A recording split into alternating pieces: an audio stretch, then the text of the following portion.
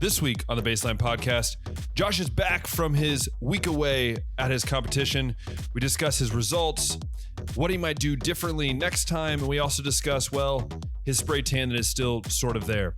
And then we move on to talk about the NBA and the NHL playoffs, who we think it will be in the finals, who we think will come out on top. And then we discuss, of course, the NIL, because it wouldn't be a Baseline episode without talking about the NIL. We talk about the impact it will have on college football and ultimately how coaches must adapt to the change, and all that and so much more coming up on the Baseline Podcast. Hey, everyone. Welcome back to another episode of the Baseline Podcast. I'm Ben. That's Josh, looking a lot tanner. It's not because he was out at the ocean. He's back. Josh is back after a week hiatus. Sorry, Jared. You've been replaced after a week because just that's what you deserve. No, I love you, Jared. Thank you again for coming on last week and talking soccer. And so, Josh, I wanted to toss it over to you before we get into anything sports. Let's talk about, hey, how did you do in your competition? What do you feel like? And will you do it again? Let's just explain it. Yeah. So I guess the headline is I placed 5th in my class out of 9 guys. So that was one of the goals I had going in, as I felt like if I could leave with a medal, that it would feel like more so that the hard work paid off. Like, number one, I wanted to do the competition for the experience, push myself mentally, physically, bring together my best physique I ever have. And I definitely did that. So that was number one. And then once I kind of saw who all else was there, I was kind of like, you know what, I think I could place. And if I could do that, like, that would just make this a lot more rewarding. And I pulled off 5th. So mission accomplished there. Actually the easiest part I felt like of this whole thing was actually getting on stage, going through my posing routine, and didn't really feel any nerves. Nothing anxious or anything. Like, everybody else I think was kind of the same way. Like, they just wanted to get out there and get it done. And that's kind of how I felt too. Like, not like I just want to be done, but it was just kind of like, I know I've worked hard these last 16 weeks and I'm just ready to show it off. So that was like the easiest part. And again, 5th place. Would I do it again? Placing was kind of what I've been telling people would be the determining factor if I do it again. I think if I were to compete again, I would go in 2 years down the road. That way I could come back and get a little bit bigger, because I was one of the smaller guys in the class, but I also was one of the best conditioned, like one of the best 6-packs there for sure. Deep cuts and everything. So I think that's what helped me place 5th, because what I lacked in size, I made up for with leanness. So if I can add some more size over these next 2 years, get a little bit better at posing, I feel like I could get top 3 if I were to come back. But that's obviously to be determined still. Dude, it was fascinating. I kind of followed along as you posted, as he came from his social media hiatus, which is just funny because it's like I usually see Josh like posting things in sports like I do, and then it's just like it's weird when he's not posting things. So, but what I did see though is I saw it's funny that you do all this work and then it's like, like what, 30 seconds of posing and then you're off. It's so funny to me. It's like, it's kind of like a baseball game and you're just called in to do one batter a game. Like, it just feels so weird to like put on all this work. Even I would compare it more like a UFC fight, right? Because yeah. I mean, that's like 10 minutes, which, I mean, it's not 30 seconds, but it's not like a whole game of like hockey, and it's only one fight too. Yeah. So, but it is kind of cool to see, and we're proud of you on here. Jared and I talked about last week. We're proud of you. We knew you'd knock it out of the park. So yeah, obviously, this is, it's a cool thing you did, right? You can mark it off the bucket list. Like my dad, he ran a marathon. He's marked that off his bucket list, That's crazy. And well, first off, the fact that the man did it, I'm just like, dude, you will never get me to run a marathon unless I had a gun to my head. That might be the only way I would even attempt the thing. But no, I think it's cool. It's cool to have you back. But one thing that has happened since you've been back is that we have an Instagram page, which I told you about. It is up and running. Briefly. Yep. It's up and running. It's baseline.podcast. So if you're listening right now and you want to go check that out, baseline.podcast, you can check out on Instagram. Both Josh and I will be posting things. I pretty much have been posting any big news story that happens. And we're going to get into some of those news stories that have happened this week in this show today. And if you are listening, we're a day later because, well, it was my birthday, and also Josh was recovering from basically having no energy. So we both were doing our own thing, but we're back. We're ready to go. And one thing I do want to talk about, Josh, is our Indians and Reds, right? Like, I just want to briefly mention them. I wasn't going to spend a lot of time with the baseball talk today, but the Reds came away with a winning record in May, and you would think that is good progress. But Josh, they still suck. They're still bad. Like, they lost to the Nationals, like the second worst team in baseball. So, I just don't know what to do anymore, Josh. I'm trying to give hope, but I don't know how are your sorry, not Indians, Guardians. Let me politically correct myself. Guardians, how are your Guardians doing in these day and age?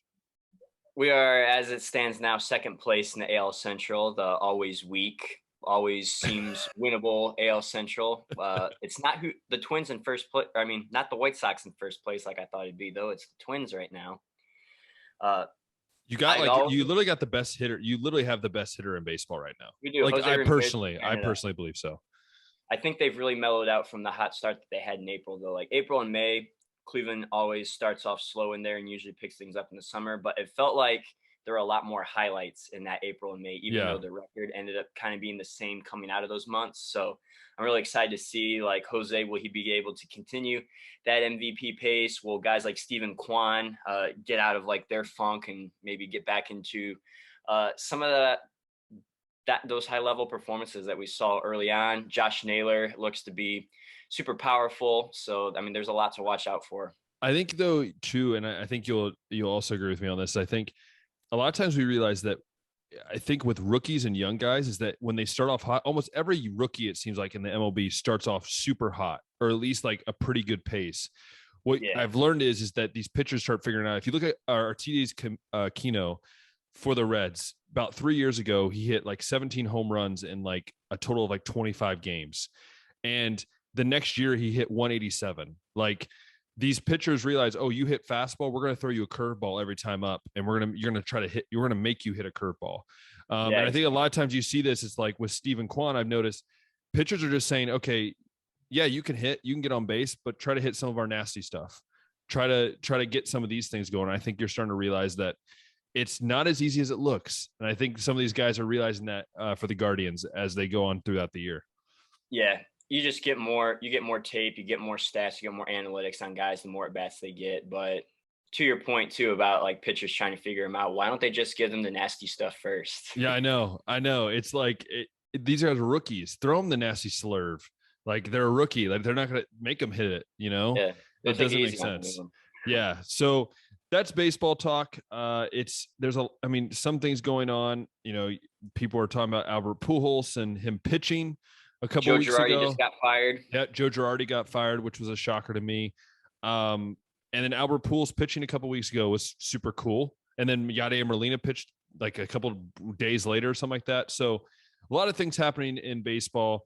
We'll touch it more as baseball season goes along. But we have a couple big playoff series. We have a finals in the NBA. We have almost the finals in the NHL. And then we have some other talk that we'll finish up with. Josh, let's talk NBA finals. What do you got on these NBA finals? Lead into this. What do you got? Well, I think I picked the Celtics to win when we had talked last time, if I remember correctly, or I was leaning toward Boston just because I really like the role players over there. But even though the series is tied 1-1, I think the Warriors have been the more impressive team so far. They did have that collapse at the end of game one, but for the first three quarters, they were incredible. And then game two, they bounced back. And Boston doesn't really have much help for Jason Tatum in that one. So, you eliminate that, little mental lapse there that Warriors have in that fourth quarter, and they could be up 2-0 right now. Yeah, it's fascinating. You look at that first game, and hats off to the Boston and go into Golden State, which is very hard, as you know. It's very hard to beat. Cleveland fans, we know that from all those finals we've had. We know that, and I think I had picked Boston from the get-go at the end of this postseason. Like, I think they're going to win it all. Still believe that Boston can do it. If Boston can get one game in Boston, if they can come out there with 2-2 series tied, they have a very legit shot. If they go down 3-1, sorry, they don't have LeBron James. Just sorry. Like, that's a hard thing to go down. Again, I want to get your take.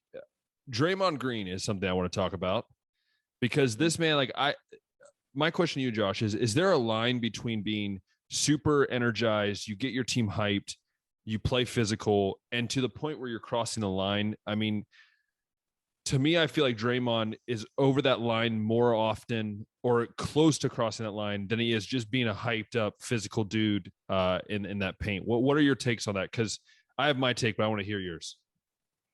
Yeah, I think like Patrick Beverly is probably the most extreme on that spectrum. Definitely goes over the line sometimes, but I think that's his role and he just understands it.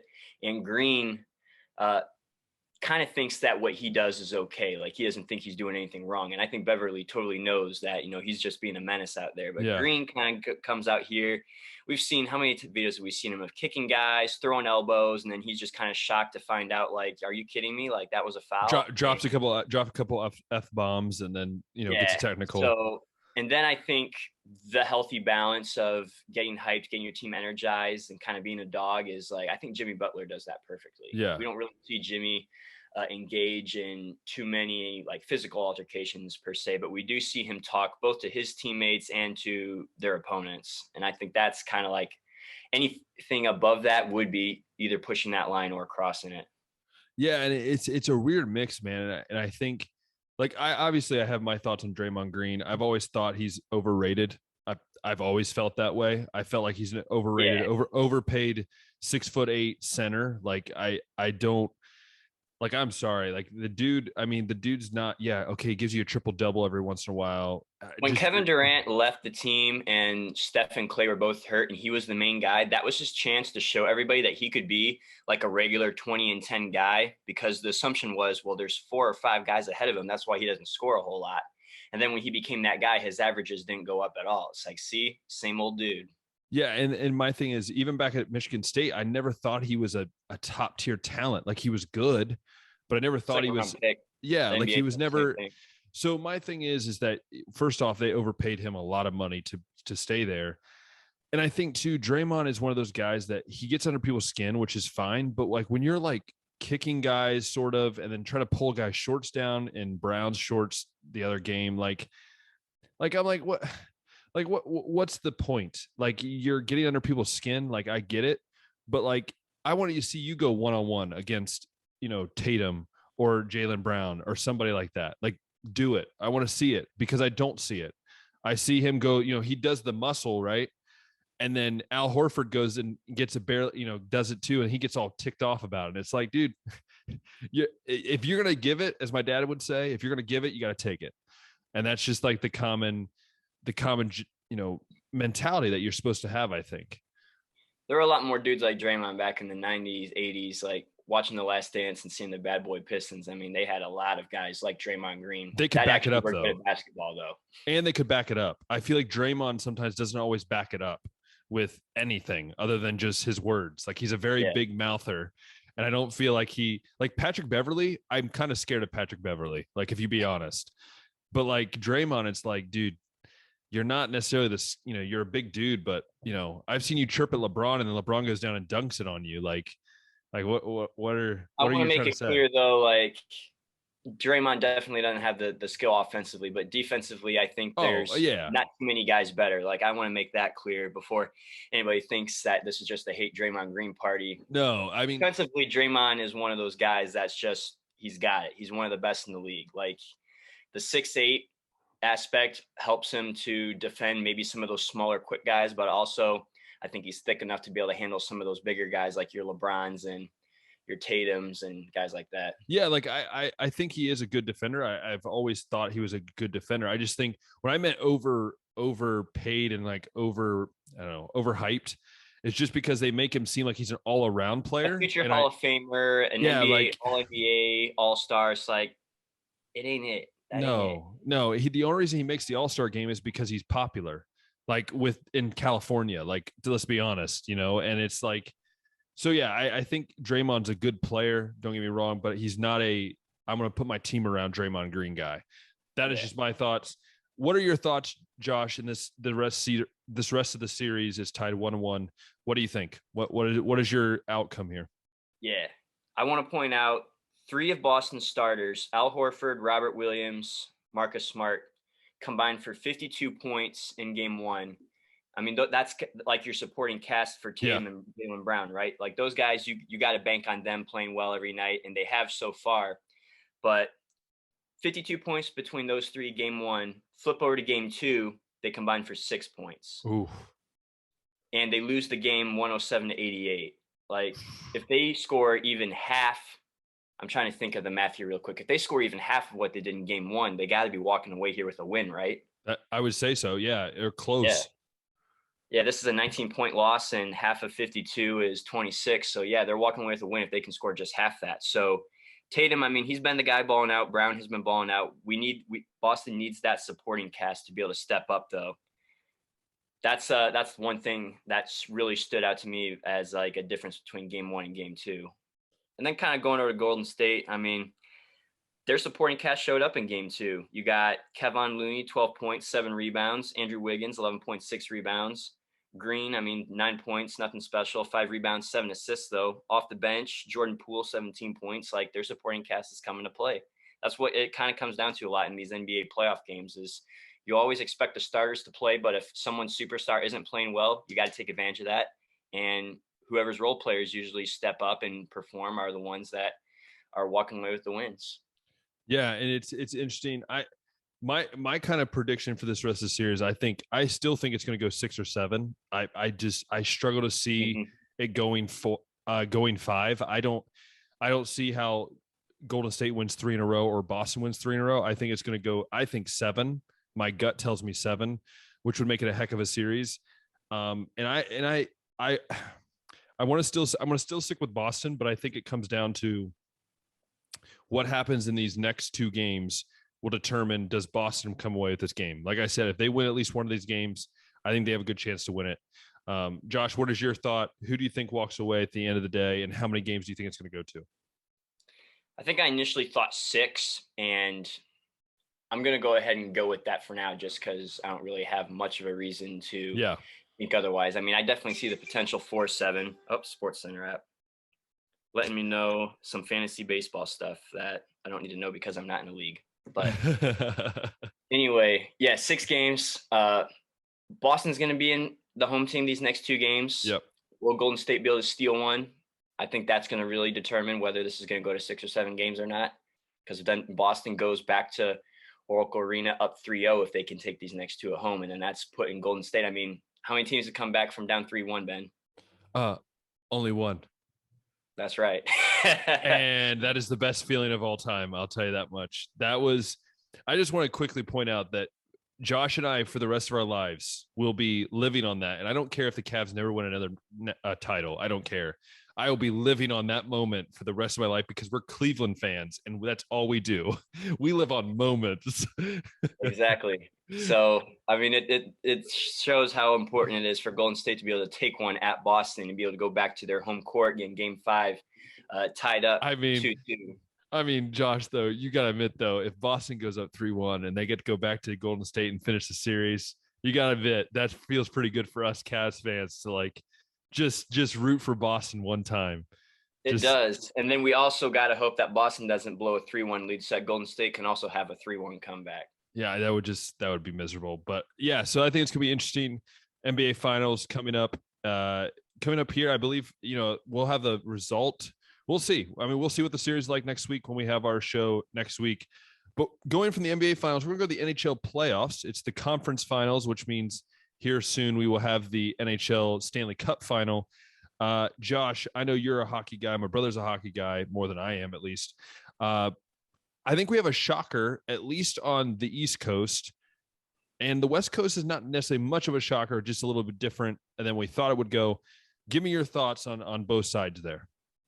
Yeah, let's start off with that East Coast one, right? The Rangers and the Lightning. I think after Tampa Bay obliterated the Florida Panthers, both offensively and defensively, everybody was kind of already crowning them as like the three-peat. Like everybody was talking about when the last time anybody in the NHL three-peated. Heck, anytime anybody in professional sports three-peated was the 2002 Lakers, I believe. Yeah.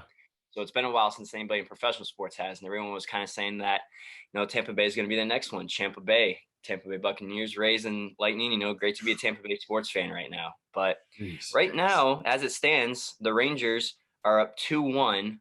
The Lightning did win Sunday's game 3-2, so that's what made it 2-1. Don't want to go down 3-0 like what you got over on the West Coast series, but the Rangers, that's a pretty big surprise. Like, not that they're bad, but just all the hype surrounding Tampa Bay. I think everybody thought that this would be like very close to a sweep. I think we both did because we both said without even a doubt we're like, yeah, Tampa Bay finals. Like we both said that like without even thinking about it. And I think we got to give credit to the Rangers who have fought this whole playoffs. Just kept grinding and fighting, and now they have a former Columbus Blue Jacket on their team, Panarin, which it's fascinating to see how this Rangers team basically is making the Tampa Bay Lightning. They're like, who cares? Like they're like Tampa Bay, who cares? And I think it's so fascinating. And I think the West Coast to me is not as surprising as it is on the East Coast. Yeah. Let's talk about that fight though, real quick. The Rangers had a really tough first round series with the Penguins, and they won that 4-3. So it was one of those handful of first round series that went to 7 games.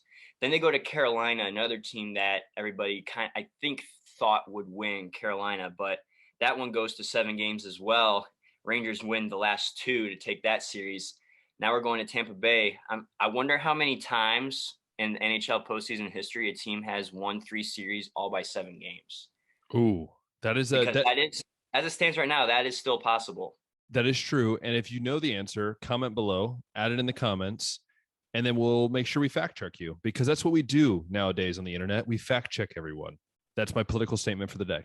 Anyways, so I think, Josh, the West, we're surprised by the West by the sense that the Edmonton has basically disappeared offensively, like literally disappeared. Yeah, I don't think we're shocked. Well, maybe I am a little bit, because I thought Edmonton might be able to go all the way here after the way they played against Calgary. But the Avalanche were a popular pick, so maybe most hockey fans aren't surprised that the Avalanche are up 3-0. But Edmonton put up 6 goals that first game. And then offensively, credit Colorado. They have shut down McDavid. 0 goals for Edmonton game 2. They only get 2 game 3. That's tough to do, to shut down McDavid. We've seen how quick he can be. He can take guys 1-on-2. And for the most part, he's been a non-factor these last 2 games. I tell people, I said the Avalanche was my pick pretty much all the way. I think that was kind of like who I thought. And I think, Edmonton, I saw the stat that they lead the postseason in goals, but also in goals allowed. And I think that shows if you have you have to have a decent defense in any sport to even really compete. I think the Cavs were the last team, I think, that had a decent defense, but not very great defense to win. You look at that team that won in 2016, that defense was not that great. If you look at it across the board, when LeBron's your best defender and really your only true lockdown defender, that's a challenge. But that's the NBA. We're in the NHL. So we have 3-0 on one side. We have 2-1 on the other side. Josh, give me your prediction. What's going to happen here? Are we going to see a quick Western Conference series going to be over the next game? And are we going to see a pretty quick Eastern Conference series, or are we going to see some long series here? Man, I think Edmonton would be very disappointed if they got swept in these West finals. Yeah. I'm going to say Colorado in 5. I don't think they're going to make the full comeback, but we'll go Colorado in 5 out there. And then I do kind of hope that this Tampa Bay Rangers series goes 7 games, just for the entertainment aspect. Yeah. And if the Rangers win, then 3 straight 7-game series wins. That's just incredible. Got to be making them feel really tired though once they get to that Stanley Cup though, and they're playing Colorado. Are they going to have any energy left? Yeah, I think I agree with you. Actually, I think there could be a sweep. I want to say no sweep, but I think there might be a sweep over there in the Western Conference. And I believe I'm with you, maybe 6 or 7 games for this Rangers Tampa Bay, because you can't count out Tampa Bay. Let's be honest. You can't just say, right. They're down 2-1. Yeah. We don't want to crown the Rangers just yet either. Yeah. And I think the Rangers are a team that can slip up here and there. And Tampa Bay is like a hockey, it's like a vulture just waiting for the things to collapse a little bit. They're very good defensively too. Yes. We just talked about how bad defensively Edmonton is. Tampa Bay's got that defense. Yes, and defense will win you championships, unless you're the 2016 Cavaliers. But that's okay with us. We don't care. And so I think it's interesting, the playoffs. And then what did you say for the finals? Let's just throw a prediction. We threw a prediction out a few weeks ago, at the beginning of like the conference. I Who think do you we're think? about to. Yeah, I think I was going Tampa Bay and Edmonton, and I'm gonna stick with Tampa Bay for now. I'm not gonna count them out yet, but I am gonna flip that obviously now. Like I just said, I don't think Edmonton's gonna go and win 4 straight games here, so we're gonna see Colorado Tampa Bay now. I was Yeah. wrong. Yeah. Well, of course you were wrong, Josh, because I was right. I'm going to have, actually, I wasn't because I had Tampa Bay, but I'm actually going to, I'm going to keep Tampa Bay. I agree with you because I feel like every time I switch up my picks, I always screw it over. So I'm going to stick with Tampa Bay, but I'm going to keep my Avalanche pick. And I believe overall, I think Avalanche is still going to come out with the Stanley Cup. I think they're on too much of a fire right now. And I don't see how they can really cough up too much, especially if that other series goes long. It's right in the Avalanche's in their footsteps. Yeah. So that is the NHL playoffs. Kind of a recap / preview for you this kind of time around. But we're going to talk into this topic of football. We might touch on the NFL, but mainly we're going to talk about this big thing that I feel like every week Josh and I talk about, the NIL. I wonder how many episodes we have not talked about NIL. It is so funny because Josh and I always joke, we're like, okay, we talked about it, we could just like not do it for a couple weeks, and then every time we talk then about new development happens. Yes. And so it's gonna be interesting to see what happens here. How many weeks in a row are we going to talk about it? Last week Jared and I didn't because I thought, it's a great break from that. But then Ryan Day had to say something. And Josh, I want you to go over kind of some of the things he said. Even though I'm a Ohio State fan, I just want neutral, non-biased. And then we'll go over his statement and then how we see the effects down the line as well. Yeah, we've seen a handful of head coaches that I think are definitely about to get left in the dust here. Guys like Jim Harbaugh and Dabo Swinney just don't seem to care too much about NIL. They think they're still going to be able to recruit and keep talent just based off of like the Michigan or Clemson name. And I think we're finding out based on the example that Jimbo Fisher and Texas A&M are setting up right now that that's not going to be the case. Now, head coaches also are not technically allowed to be involved in NIL, like in terms of who gets what money. And yeah, we put the hands up. Like the rules right now, there's a very small amount of rules right now the NCAA has given, but head coaches aren't supposed to have any say in who gets money but they and know. how much. But they know. They do. And Ryan Day has been pretty active, I think, about as legally as he can be. He's been going around talking to local Columbus businesses, doing some calculations himself, and he assumes that it's going to take $13 million a year to retain the talent on their roster. He predicts it'll be about $2 million to keep a good quarterback, $1 million to keep a good edge rusher, and that's just to keep the guys on the team right now, Ben. That's just to keep Jackson Smith and Jigba and CJ Stroud in an Ohio State uniform. Like, we're not even talking about money it's going to take to go and make sure Dylan Royola stays committed or like any of these other big time recruits. Like, that's just the money to keep kids in the building. I'm sorry. I'm laughing. And if you're not watching, you're kind of confused why there was silence. Cause Josh, I'm at this moment when like the way you just talked about it, it's like we're literally in free agency and it drives me insane. Like as everyone knows that has been listening to our podcast for the last few months, you all know my take on the NIL. I'm very old school, how I believe that the NIL is going to really ruin how we view college football. And I love Ryan Day being open and honest. I appreciate that. I totally do. But I'm also like, we're getting away from what college football should be. We're turning it into a minor league program. And I even heard someone say this week on a podcast or something, basically said like the non-power 5 are basically going to become like minor leagues to the Power 5. So like your Ohio's, your Miami of Ohio's, your Northern Iowa's, your let's say Mississippi, Louisiana Tech, those kind of schools are going to just basically become feeder programs, kind of like soccer in Europe. It's going to become your feeder programs for all these big schools that have a lot of money. That's right. And it's not, and when he said that, I forget what podcast, I wish I remember what it was from, but it was so light and eye-opening to me because you could, I mean, he even mentioned like it could still be true for like the Rutgers and the Nebraskas of the world. Even these top tier programs and big, they're still going to be feeder clubs because they might not have the donors that some of these other big clubs, I'm calling them clubs, but big schools have. And, it's really frustrating. And again, I want to go back to what Ryan Day said. And I think it's very fascinating to me that we're in an era of college football where the head coach has to calculate how much money they need, not for recruiting budgets, not for food budgets, not for travel costs. His main priority is how much money does our program need to find a way to get so we can keep, a Stroud, a Nick Jigba, a Harrison in the uniform. And it's fascinating to me. I struggle with it, I think, a little bit. Again, I go back that there needs to be some freaking rules in this thing, or else it's going to be a Wild West, and it's just going to be whoever raises the most money. And let's be honest, Texas A&M has more money than Ohio State. USC is going to have way more money connections than Ohio State. You know why? And I think this is so true. And Johnny Gaunt, I want to shout out to Johnny Gaunt of the Fifth and Goal podcast. He said this week. He said, yeah, Nick Saban is scared. We heard Nick Saban comments because, yeah, Texas A&M has oil money. They're going to have all the oil money they want. USC has Hollywood money. They're going to outspend the Alabamas of the world, the Ohio States, the Clemsons, the Michigans. It's going to happen because we're in an era where the more money rules.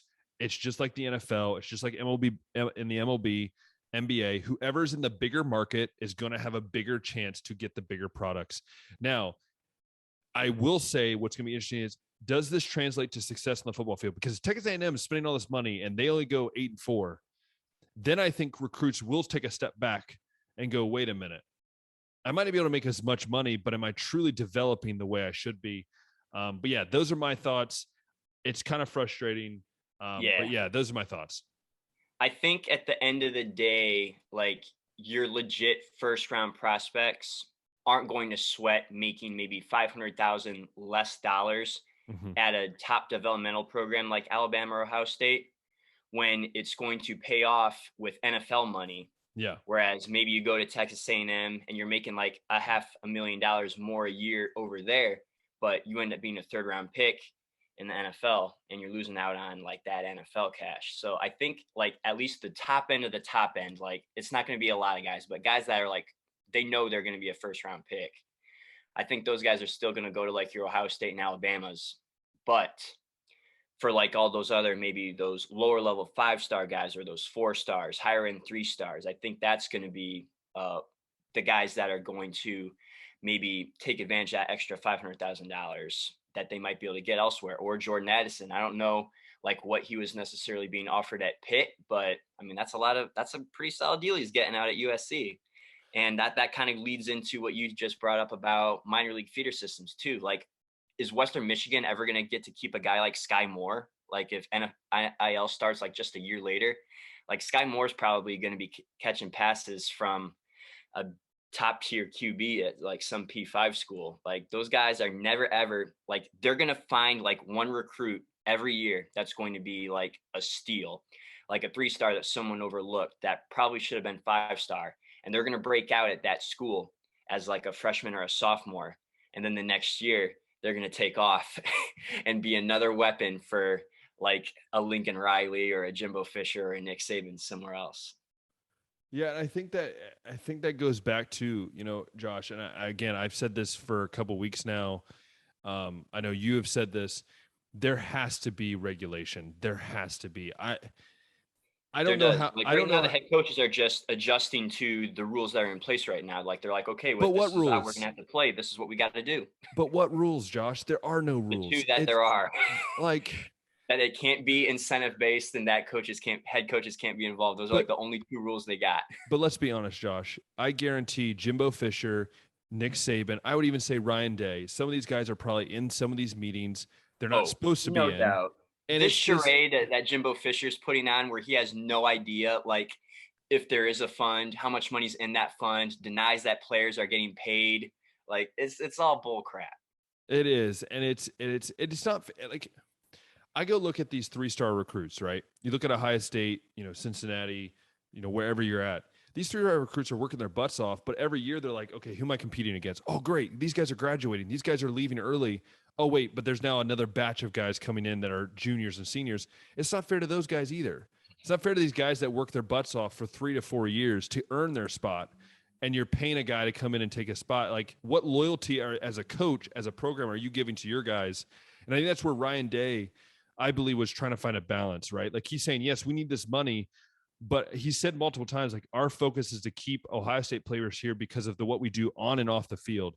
And to me, he's not denying the fact that they need the money, but he's saying our goal is to have that as almost like a bonus. Like, yeah, you're here to develop as a man, as a person, and then yes, this will come on as well. That's true, man. Like, I think too, that wide receiver room at Ohio State, like, it's going to be a rarity. Like, everybody there, Jackson Smith and Jigba, Marvin Harrison Jr., and Mecca Mbuka, Fleming, and Bab, Julian Fleming. Like, that's 5 guys right there that are all in-house recruits. Like, and people talked about, will Ohio State try to go and get somebody in the portals? Why? Just because I think that's like more outsiders that really don't know like the talent that's in the room right now. Jeez. Like, Ohio State fans know how talented this room is right now. And I think that was just more outsiders. Like, they need to go and get somebody because they just lost 2 first-round receivers. Like, on paper, that's bad. They got 2 more. It could be an even better room this year. That's the crazy part. And they didn't need to go out and get anybody because they recruited well enough. Like, I think rooms like that are going to start to become more and more and more of a rarity. Yeah. And what were your thoughts then on this whole thing? Like, is there anything as you were, I know you had messaged me and say, hey, we need to talk about this. What are some of the thoughts that you had from this that is kind of, you think is going to maybe affect the future, or is really just going to add us this new idea of college football? Yeah, I think we're going to start to see the schools that don't really care about it get left behind. Like, Michigan and Clemson got to do something. Ohio State has to do something. I think that Ryan Day realizes that. I just don't think that the administration, like Gene Smith and Doug Archie, like, don't even start with director, Gene Smith. God.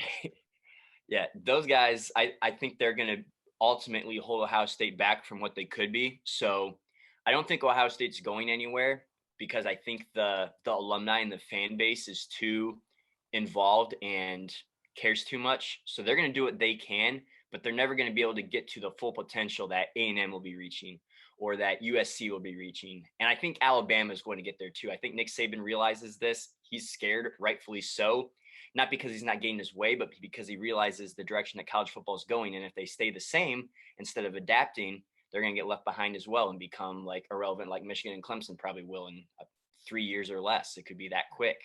And I think what we're seeing is like with Clemson and Michigan, I just want to specifically talk about them, mainly because I hate both of their schools. But as an Ohio State fan,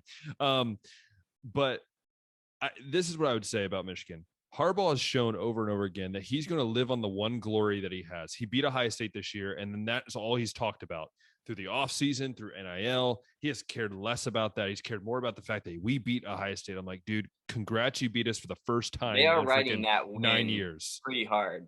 and because you lived in Ohio, you grew up in Ohio. Like, yeah, you live off the rivalry, but when you beat the team for the first time in like 7-8 years, you really shouldn't be jumping up and down going, yippee-ki-yay, we're the best pro. Like, it's just a weird feeling that this whole vibe of what Michigan's doing, and same with Clemson. Like, Clemson's acting like they're just on the top of cloud 9, but they're not. And it's the same with Michigan. And so, I don't know, I want to hear your thoughts. Like, these coaches that are just like, they live on this one glory or this one thing, they refuse to kind of see what's happening. How do you think this is going to affect them? Does that mean both of them are going to be out before we know it? These programs are going to go right down to the wayside. What do you think? Yeah, let's address Michigan first. So, I mean, the rivalry, like you said, you live off of it. I think you definitely celebrate that, but you also kind of have to have a little bit of self-awareness and be like, okay, this is our first win in like what? Over it's a like decade? 8 years, like yeah, how like long a decade or something. It's like 8 or 9 years, something like that. Yeah, like, I don't live in Alabama, but I don't know how hard Auburn fans celebrate beating Alabama. I imagine it's not this much. And also on the Michigan side, like, you got to catapult this into something that's going to continue to go up. Like, you got to do something different now.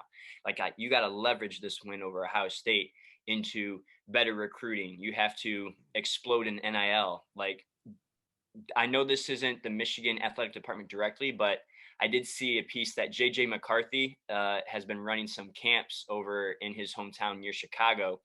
And he's been empowering some of his teammates by bringing them along, and the money that he's making, he's kind of dividing up between a lot of them. So I think that's some nice business moves by JJ McCarthy, taking NIL into his own hands to financially benefit himself, but also help out some of his teammates and maybe get some of that love in the locker room, and maybe that'll translate into him starting over Cade McNamara eventually. I don't know if you have anything to add to that. I'm going to go to Clemson next. Yeah, I'll just say this about Michigan. You won your first game 8-9 years. Michigan fans, just shut up.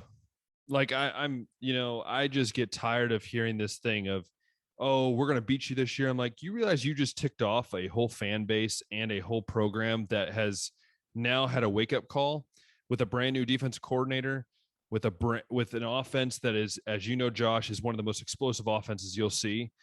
I think what you caught last year was Ohio State in a transition time of figuring out themselves defensively. Very young, inexperienced, bad defense in the cold at Ann Arbor. Like, it was just the perfect storm. Michigan, on the flip side, lots of seniors, some fifth years, a lot of experience, very solid defense, very strong run game.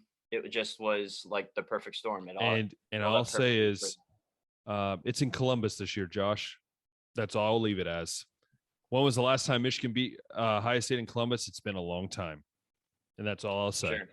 So, yes, go to Clemson, because I think Clemson's also an interesting one of how Dabo has refused for the last 3 or 4 years to adapt to anything that's not what he wants.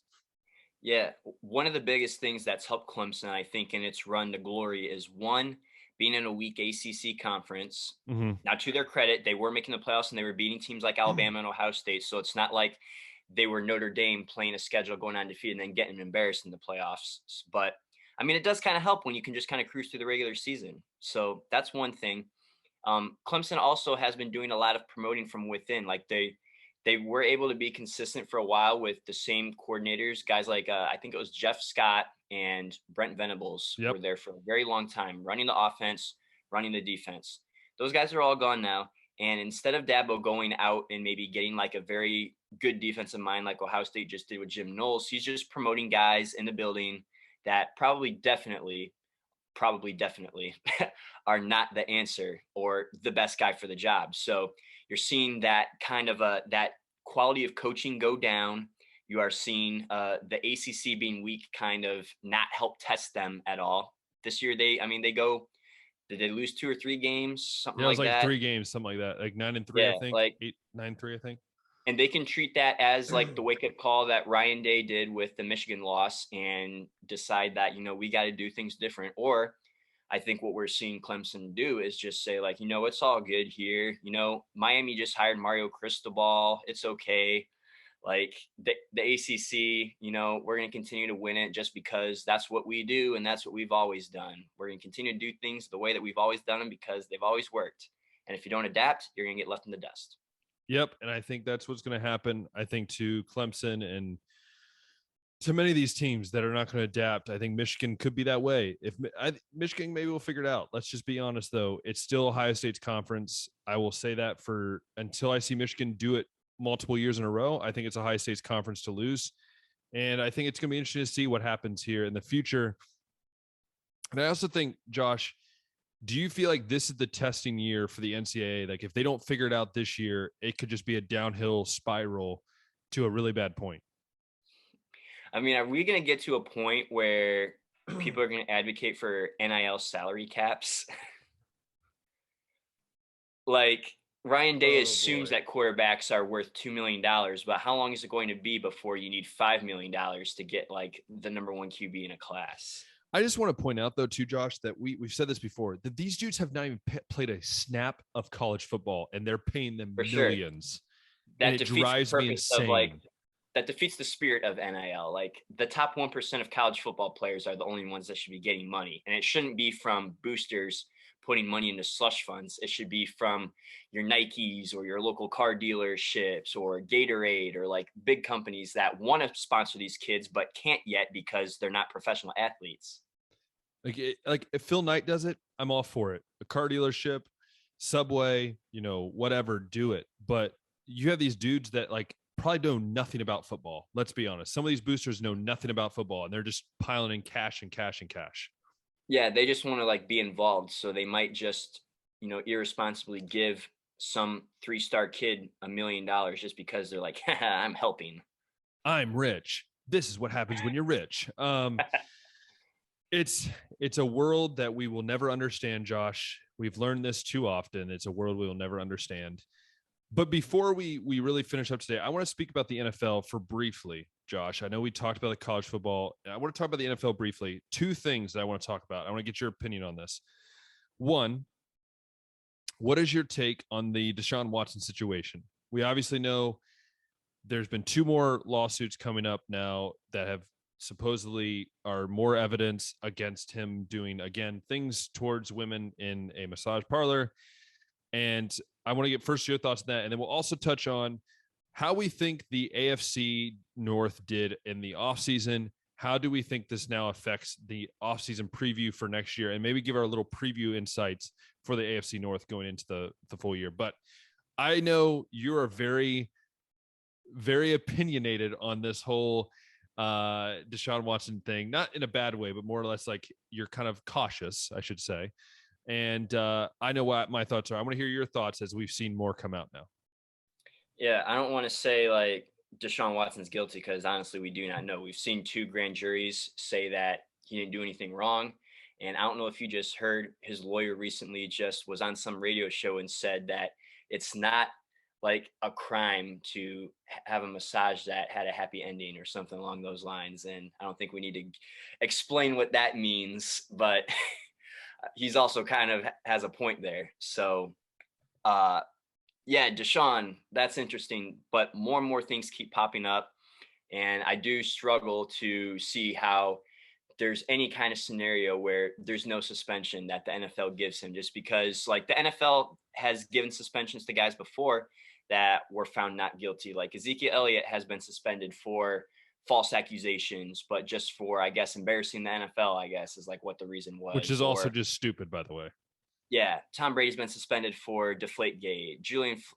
There's been all kinds of suspensions like that. Greg Hardy too, like no charges against him. Now, I know he's done some stuff in the past, but at least this one particular suspension that the NFL gave him, or they extended it, but there are no charges or they were dropped or something like that, and it's like suspended. And it's like that's not really the NFL's job. Like Roger Goodell likes to feel super powerful, so he likes to make a political statement. That's what he likes to do.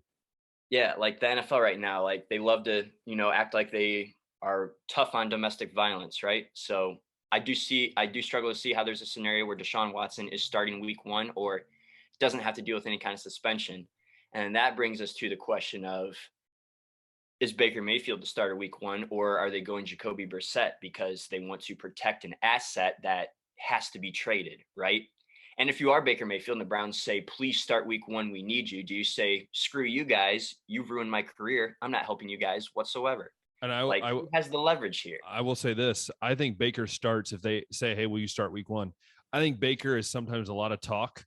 I've said this about Baker.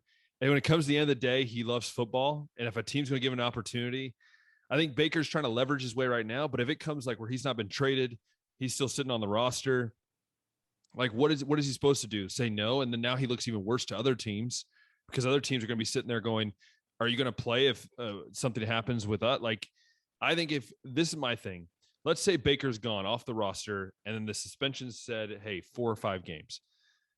I think the Browns did a very smart job by bringing in Brissett and Dobbs. I think 2 guys that, you know what, they can manage it enough to where you can hand the ball off, throw short passes, short pass game, manage it, get a couple wins in those first 4 or 5 games. I think the Browns are looking the long term, maybe not the short term, but the long term. We'll get to their moves in a second, but this is my thought about the NFL, Josh, and I'm probably very alone in this thought process. But I'm getting really tired of the NFL playing justice and jury. I'm tired of them putting their noses in and becoming this basically judge and executioner on people's lives. Let's be honest. These are guys' lives that, yes, they might make mistakes or they're accused of making a mistake. Why is it the NFL's job to tell us oh, so-and-so did this, so now they're not allowed to play. In any other job, you're not told, hey, you're fired until things are proven, or at least you're putting on probation until things are figured out. And then if nothing happens, then you're right back in your job. Not suspending a guy for a year or 16 games, which is his livelihood. And it's just, I don't know. I want to hear your thought. It's really frustrating to me that these things happen where I'm not saying like, okay, if he did something wrong, then okay, I will take those words and I'll be like, okay, yeah, he deserves it. But we don't know if he's done anything wrong. And that's the frustrating part. That is a good point about Baker. I'll touch on that real quick because this is his last season in Cleveland. And right now, the NFL doesn't think very highly of him based on the trade offers that the Browns have gotten for him. So if he can, play 4 or 5 games while Deshaun's suspended, if it is that long of a suspension, he balls out, plays like he did during that playoff run. Maybe it's a home run for him because now he can go into the offseason and get maybe $20-30 million a year from a team and get a long-term contract. But yeah, to Deshaun again, like, the NFL isn't the police. It's not the judicial system. Like, no other company or business operates that way, like at least normal ones for us common people, right?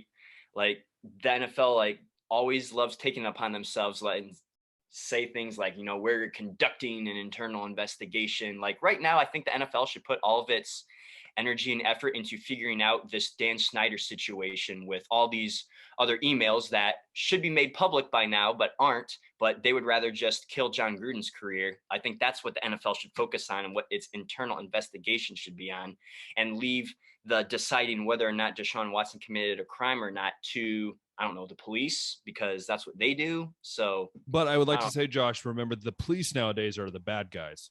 I'll leave it at that. Oh, I'm sorry. I touched sensitive topic. But yeah, so we're gonna go from that. Obviously, we know that situation. We know that Baker Mayfield's up in the air. Let's just briefly talk as we finish up here today.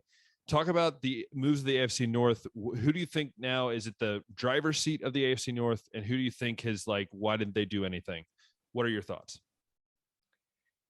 Yeah, so let's start off with, I guess, the Bengals, since they're the defending Super Bowl runner-up right now. What was their weakest point? Offensive line.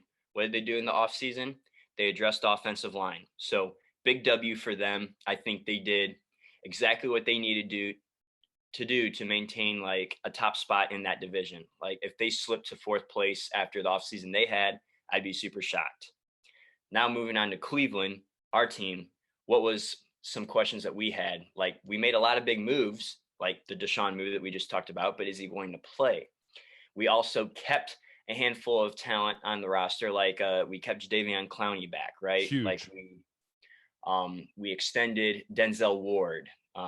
We did lose a couple of guys on the offensive line, and I don't know enough about the guys that we got to replace them to know if that offensive line is going to continue to be the dominant offensive line that we just saw last year and in the years prior. We did lose Jarvis Landry, but we did get Amari Cooper. We didn't draft very well in those first couple rounds, but we did add David Bell as a weapon. So, and we did extend David Njoku. He's a top 5 paid tight end now. So I would like to see him which also like 2 years ago he wanted to trade. So this is just funny to me. Yeah. Totally different David Njoku we've seen. So he wants to be a Brown, and I guess I would too if they were going to make me a top 5 paid tight end in the league. So we've seen him bust off some big plays. The potential's kind of always been there, but we just haven't seen him put it all together. And I think Browns are the Cleveland spending money like the new LA. What can I say? We really are.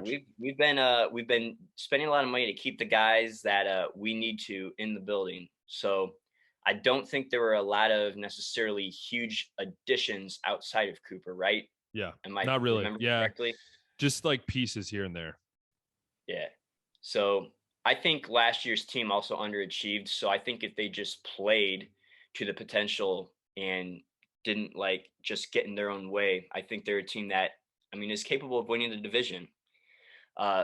Moving over to Pittsburgh, our bitter rivalry. What was Pittsburgh's biggest weakness last year? Was quarterback play. They did a lot of moves, like going to get Mitch Trubisky. They drafted Kenny Pickett. Najee Harris is going to have another year under his belt now. So I expect him to be able to break out as like a big time running back. But yeah, Pittsburgh, I mean, we know that they're usually pretty solid defensively. They Still have TJ Watt in the building. I believe Devin Bush is going to be back, Yeah. correct? Yeah. Yeah. So Pittsburgh's kind of like a real wild card to me. I don't really know what to expect from them. I think it's all going to come down to quarterback play, like we see with most teams. There's just a lot of questions about who that quarterback will be and Hmm. will they be able to fill in. Like I think that's going to ultimately determine Pittsburgh's success, unless they decide that they're just going to be a run first team and smash Harris up the middle all the time. Because I think you can still win that way. I think Cleveland is a team that can win that way. I think Tennessee is a team that can win that way. And the 49ers have been a team that can win that way. So maybe Pittsburgh has to kind of have an identity shift from being a team that airs it out a lot with guys like Antonio Brown, like years ago, and then more recently Chase Claypool. Um, and Juju Smith-Schuster is also gone now. So that's another reason why I would think maybe they try to be more of a run first team. So we'll see what happens there. And then Baltimore, I mean, Lamar Jackson kind of had to put the team on his back last year with every single one of their running backs, it seemed like, tearing their ACL. So he's going to have his running back room back. So it's not just going to have to be the Lamar show. They're also changing the field to like be like a normal field. I'm just kidding. I'm just saying that because all their guys get hurt. Yeah, so they're going to have the entire running back room back and healthy. J.K. Dobbins and Gus Edwards, I believe they're both still on the roster. Yeah. They're going to have starting defensive backs back. They're going to have Marlon Humphrey and Marcus Peters both back. They're going to have a lot of solid rookies that they just got in this draft. The biggest thing, though, is the wide receiver room. Like, we know Lamar's not necessarily the guy that's going to beat you deep downfield, right? But the one receiver that basically everybody knows of, Marquise Hollywood Brown, is now an Arizona Cardinal. So now I guess Rashad Bateman by default is the number one receiver, and he's still very young and still very unproven. But Mark Andrews is also still in the building, and he's been one of Lamar's targets. So I don't really know who Lamar's going to have to throw the ball to. I guess that's still going to be decided, but I think clearly Baltimore's still going to be a team that relies on the run, and now Lamar's not going to have so much pressure on himself to carry this offense, at least in the running aspect. Passing wise, he's going to have his work cut out for him. But Yeah. I could see any one of these teams, Ben, winning this division. Like, maybe the AFC West is the most stacked division talent wise, and you look at that and you're like, I have no idea who's going to win this division. But I think the AFC North is like right behind. Like, who's going to win this division? I have no idea. I've always said the Steelers, I feel like, will finish last year just because of a first year quarterback change. And I believe that if the Browns play, I said this last year, and I feel like an idiot for saying it again this year, but if they play to what their talent is, they will win 12 games, 13 games easily. It's not a question. The question is, though, will they play that and stay healthy? If Nick Chubb finally gets handed the ball like he should 300 times this year, they will win 13 games. If they hand the ball off to Kareem Hunt at least 100 times this year, they hand the ball off. Speaking of that, too, I don't mean to cut you off, but we're going to lose a running back, right? Because we just drafted Jerome Ford from Cincy. So will we trade Kareem Hunt, or will we let Dearness Johnson go? Well, they just re-signed Dearness Johnson to a 1-year, $2.7 million deal. So to what it looks like to me is, hey, we're going to go with 4 running backs then. But I think you have Felton, but I think Felton's more of that slot guy anyways. So you put in more, and I think play with the 4 running backs. We've seen in the NFL how hard it is to get healthy running backs. If one gets hurt, it just keeps trend. I said this. I think that the Bengals and the Browns, I think it's between the Bengals and Browns who's going to win this division.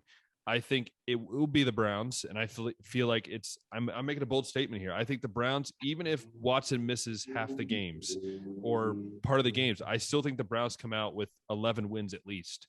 I just think the defense is so much better. I'm still worried about the interior line, but the defense in general is so much better. I think with Clowney healthy, with Garrett healthy, with Ward going to be healthy again, and some of these guys being healthy, I'll tell you, that defensive line, if they can get the interior figured out, man, that is a deadly outside attack that makes every quarterback antsy about what's going to happen.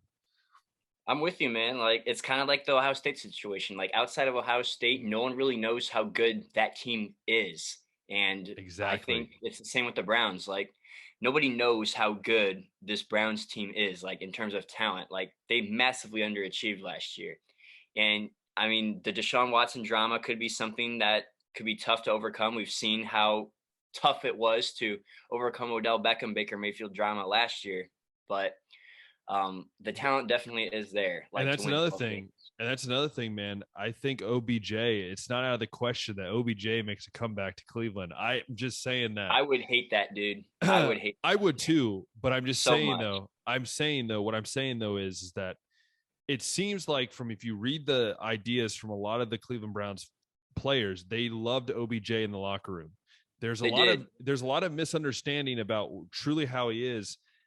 And I believe, okay, I don't know what to think, but if he does come back and let's say he's the OBJ of rookie year, that early OBJ, that's a deadly, deadly offense that could do some damage like the LA Rams did this past year.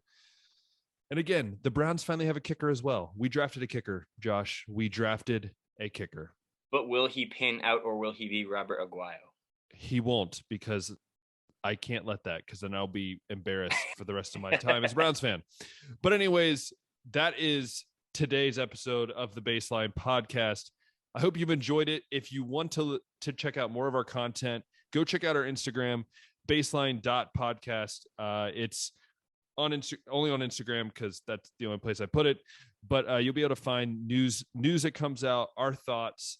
Soon it will be like clips of the show and everything like that will be on there. So yeah, check that out. It's a great place. You'll be able to find everything from there, our links to all of our own social media as well. If you love this on YouTube, go ahead and click that thumbs up, hit that subscribe button, notification bell. You'll be able to see all the different videos that I do on the channel, the other podcast episodes as well. And we're also on Spotify and Apple Podcasts. So if you're in the car, give us a listen, or if you're on your way to work, check us out. And once again, I just want to say, I hope you guys have a great rest of your week. I hope you're able to have some fun with some family, enjoy this warm weather, and have a good time. And then we'll see you next week.